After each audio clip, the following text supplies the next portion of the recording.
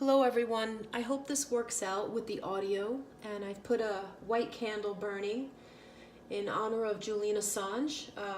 He represents free press, and a journalist finally was able to get in and interview him, and her name was Stefania Maurizi. The title of the article is called "The Detention and Isolation from the World of Julian Assange," and I'd just like to read it aloud for those of you who have not seen it or have been too tired to read it. I know how everyone is these days. And of course, a dog started barking incessantly behind my house as soon as I began this, so please be tolerant. The founder of Wikileaks is under great strain and is preparing to defend himself from US charges. They are destroying him slowly. They are doing it through an indefinite detention which has been going on for the last 8 years with no end in sight. Julian Assange has become one of the most widely known icons of freedom of the press and the struggle against state secrecy. Recently, his detention in the Ecuadorian embassy in London has been joined by isolation, strict rules, and various forms of pressure which seem to have no other purpose than to break him down. A grip meant to destroy his physical and mental ability to resist until he either breaks down or he steps out of the Ecuadorian embassy, unleashing the beginning of his own end.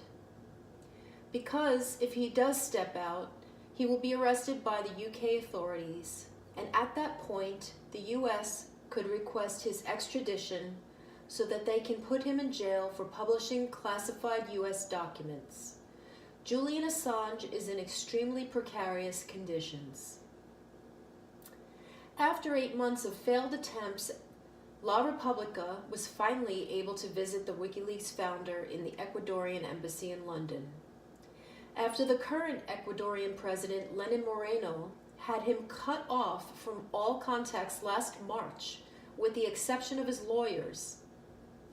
No contact with friends, stars, journalists, no phone calls, no internet access. Indeed, a very heavy isolation regime for anyone.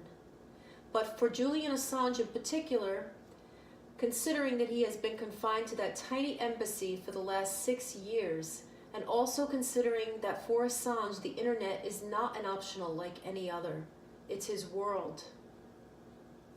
As soon as we saw him, we realized he has lost a lot of weight. Too much. He is so skinny. Not even his winter sweater can hide his skinny shoulders. His nice-looking face, captured by photographers all around the world, is very intense. His long hair and beard make him look like a hermit, though not a nutter. As we exchange greetings, he seems very lucid and rational.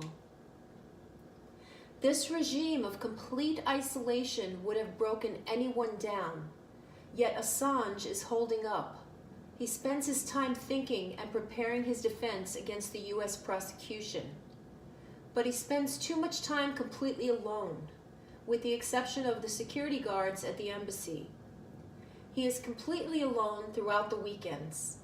He is also alone during the night in the embassy building, which has been girded with a scaffolding that makes intrusions in the middle of the night easy.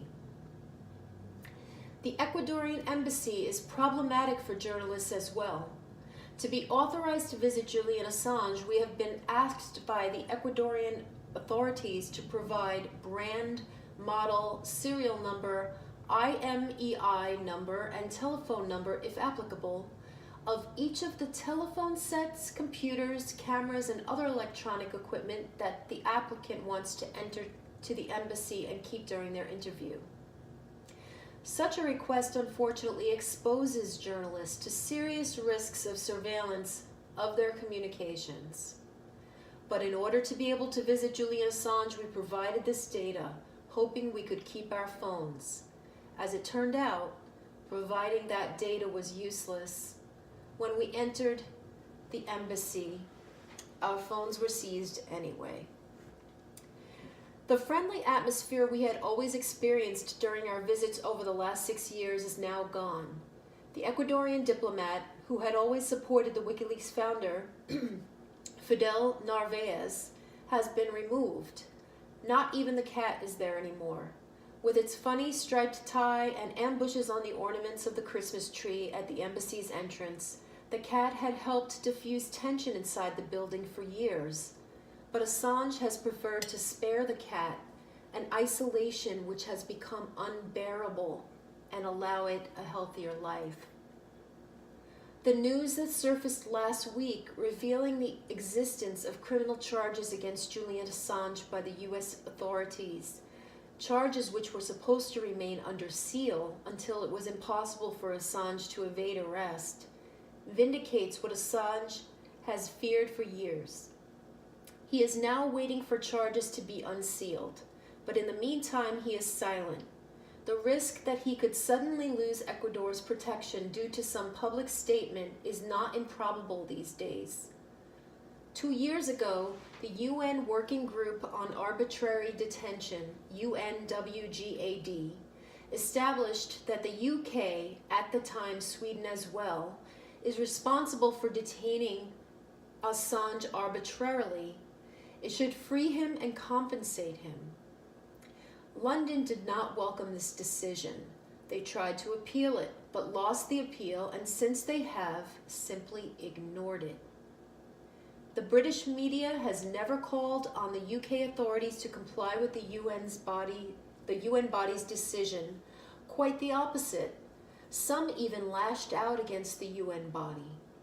If Julian Assange ends up in the hands of UK authorities in the upcoming months, and the US asks for his extradition, where will the British media stand? Never before has the life of the Wikileaks founder been so crucially in the hands of public opinion and in the hands of one of the few powers whose mission it is to rein in the worst instincts of our government, the press. Thank you.